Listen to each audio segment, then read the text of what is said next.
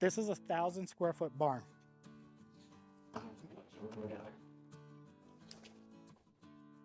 You can tell we got a lot of extra storage. We'll probably be temporarily storing furniture in here. So what I want to do is I actually want to remove these beams.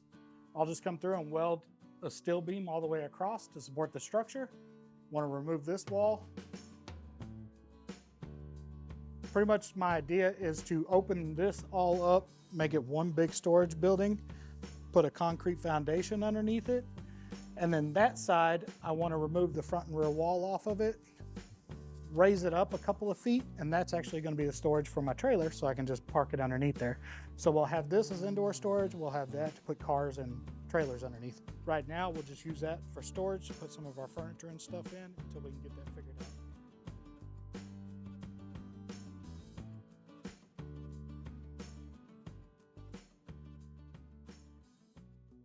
Hey guys and gals, welcome back to my channel. I wanted to go ahead and go over the plans for this project. So the first thing we need to do is get rid of these bushes, weeds, trees, whatever they are, get those out of the way. The next, as I stated in that video, we're going to take this inside wall and move it to the other side of this wall.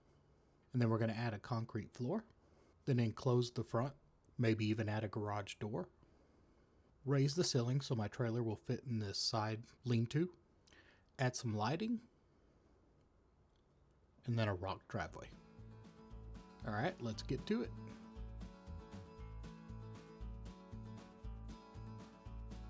So we've got about 1 inch of overhang where I need to put the new sheet metal or the old sheet metal.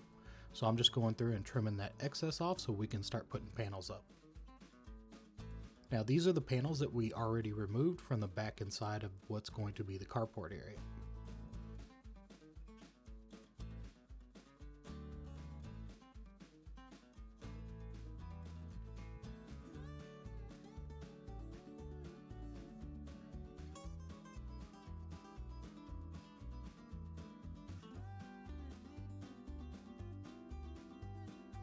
Now I'm just going through and trimming off the excess so we can put some white trim on here.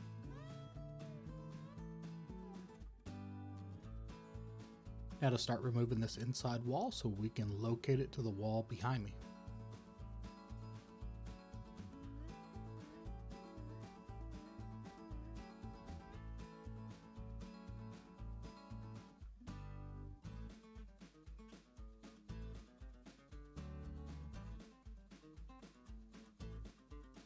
Poor Emily's trying to help, but at 4'11", that step stool just wasn't cutting it. There she goes, got the big ladder out.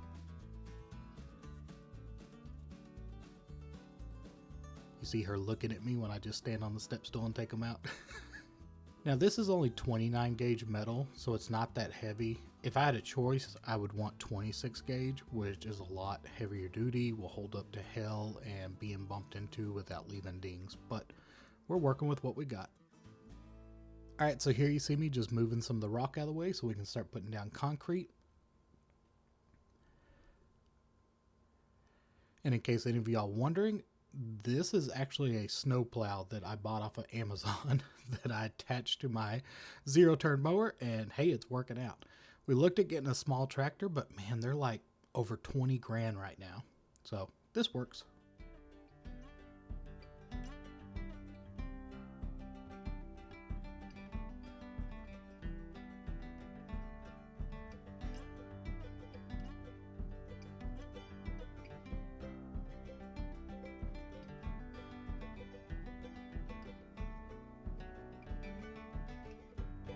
Only being able to mix 2 or 3 bags at a time really makes this a long process.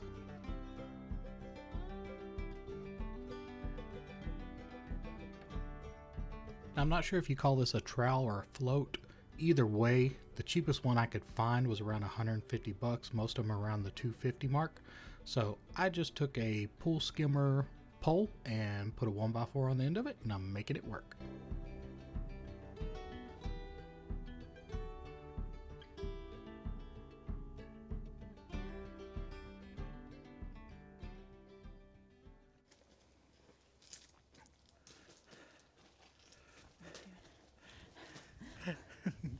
It's like we need to stand way back so we can get both of us.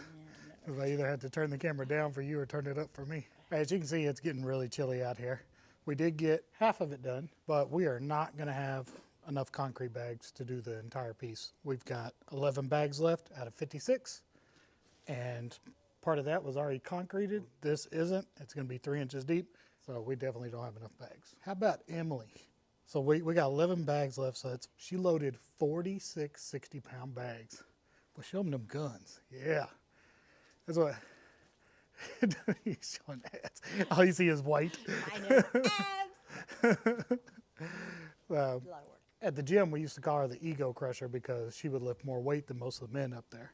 So even one time we were getting on a squat rack, the guy's like, hold on, I'll take the weights off. She's like, no, I'm actually going to put more on.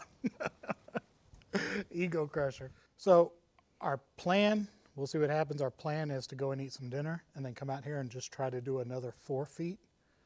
I need to sit down and do some calculations and see how much 11 bags will cover. 11 bags may not even cover 4 feet. We may just have to wait till tomorrow. But think about bringing the burn barrel over here and getting a fire going so we can go warm up at the burn barrel while we're working. But we still need to put these sides back on. So we could do that. At least get the top ones up. So we already got everything out here, all the power and everything. So may do that. We'll see. It's cold. It's getting cold. Let's go eat. Yeah. Say bye, Emily. All right, we're back out here again. Emily's going in and change clothes so we can start the concrete work. We already got this side of the wall put in and some of this. We left the bottom open because, as you've seen, I've been using it to kind of level out the concrete down there. This side I opened up larger. This is where I'm going to store my trailer, my mower, my equipment and stuff. And then all of this will be enclosed. Later we'll go through and I'm going to reinforce the framing so I can get rid of these center pipes so we can have one big open area. Don't know if y'all can see back there. I got all those 2x12s. Those are actually the base of a portable building. So they're nice, strong, treated 2x12s. I went and picked those up the other day. I'm actually going to build a second floor. Get a grasp how tall that is. But even with the added 3 inches of concrete, and that's still a very high ceiling. So we can get plenty of storage up there instead of just having wasted space with really tall ceilings. All right, you ready to get back to concreting? Now, with it being so cold, it's still drying a little bit. As you can see, I'm definitely by no means a concrete guy, but it didn't cost us $10,000. So this will work for what we need it to. We're not gonna be parking cars in here. It's just gonna have furniture and storage in here, and it's gonna be better than rock. How you feel today, Emily?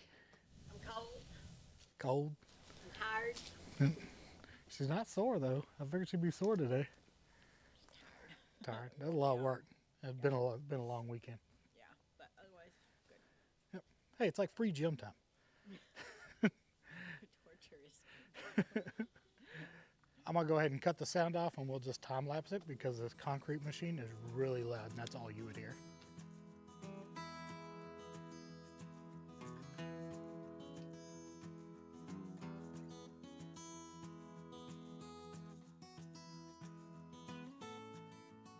So as you can see, it's a new day. That 2,400 pounds of concrete we picked up yesterday, we had to take back. Most of those bags were just rock. They didn't have the cement mixture in them. So it was just the rock that was in there without the cement, as you've seen. And we tried to mix it in with some other bags, and that just got worse. Instead of having a smooth concrete finish, we ended up with a rock-looking finish. So I had no options but to spread out what we used, hoping that I can put another layer on top of it, and it'll be okay, and take it all back up there, which is about a 40-minute drive away. Takes them about an hour to bring it out, load it with a forklift and all that stuff, and then everybody load it into the trailer. So by the time we got back, 3 hours would have went by. This would have been already hardened and looked horrible. So it was either dig it all up and throw it to the side or spread it out, let it, build up some volume and hope to put it on top. We're gonna hope to put it on top. It was really weird. And even the manager up at Home Depot didn't seem to understand what I was saying. She was like, do you think it got wet? No, it's not rock from concrete. It's just got the rock in there. It doesn't have the cement mixture in with it, or it has a very, very minute amount of cement mixture in there. So it's just pretty much rock. So I took pictures up there to show them and everything. Once they seen those, they understood, but they kept saying, I don't understand how this could happen. Well, obviously the manufacturer didn't have cement going into the bags when they were making them. That's how that happens. So it's really odd. We went through about 14 bags, and out of those 14, 10 of them were just rock. only option was to take them back and try to grab some off of a different pallet. We did that, and hopefully those will be okay. But now time to get back to work.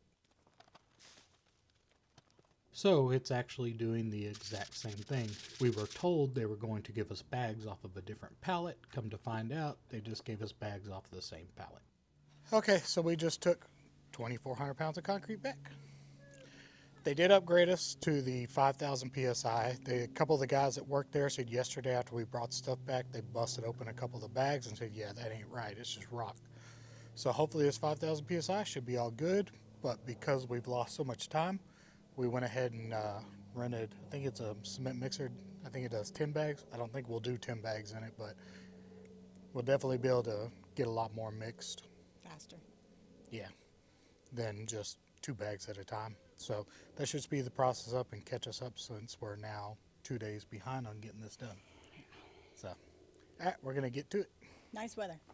Yeah, it's nicer today, not freezing cold.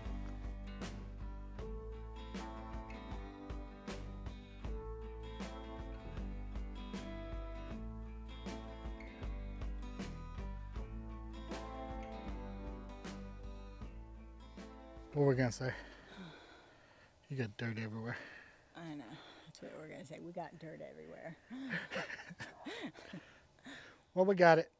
It turned into a 3-day job, which should have been a 1-day job, but wasn't our fault. We definitely learned a lot. Spending $75 to rent that big mixer for 4 hours was so worth it. It is, what, 3-4 times faster? Oh, yeah. You can mix 10 bags in it, but we were doing 5 bags, and you seen I was struggling to move it. She had to help me move it with 5 bags and water in it. But still, even just doing 5 bags in it, you were covering, you know, almost a 5 square foot area instead of a 1 or 2 square foot area. So it definitely sped the process up 3 or 4 times faster. Well, yesterday, just doing that 2 foot section across there took us, what, 3 hours? Something like that, yeah. Yep, and in less than 3 hours, we just did the whole rest of this. So that definitely speeds up the process. I do like the more expensive concrete better. It definitely dries a lot faster too. So we really had to work it quick. And again, for what we're doing, it's just storage. We're not parking cars in there. We're not working on top of it. It's just to have a nice smooth floor for us to put furniture and stuff in there. So, and it didn't cost $10,000. Nope. And we don't have to roll stuff over rocks. Yeah, we're not trying to move furniture or dollies over rocks, which is, these rocks that were in there are no joke. Even walking on, they hurt your feet, but trying to roll dollies over them is almost impossible. Yeah, it's a lot of work. Worth the time and value and money. Yep. Yeah, did y'all see her killing it with those cement bags? I'm glad to. I know a lot of y'all don't know, but I actually have a broken back. It's pretty wicked, but the surgery they want to do, everybody I know that's had the surgery is now on disability. So I'm trying to hold out as long as I can and keep the muscles tight around it. But if I would have been doing all those concrete bags, I would have been down for weeks. Yep. So luckily, Emily's a workhorse and strong as hell. I think it's those Scottish redheaded genes, man. Yeah. Yeah. Scottish women used to go into battle with the men.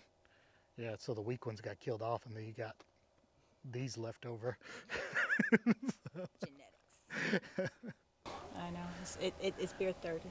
Yeah, beer 30, wine 30, tequila 30. All right, guys, we'll see you on the next flip. Next remodel, next flip. I don't know, whatever we're doing next. I'll see you there.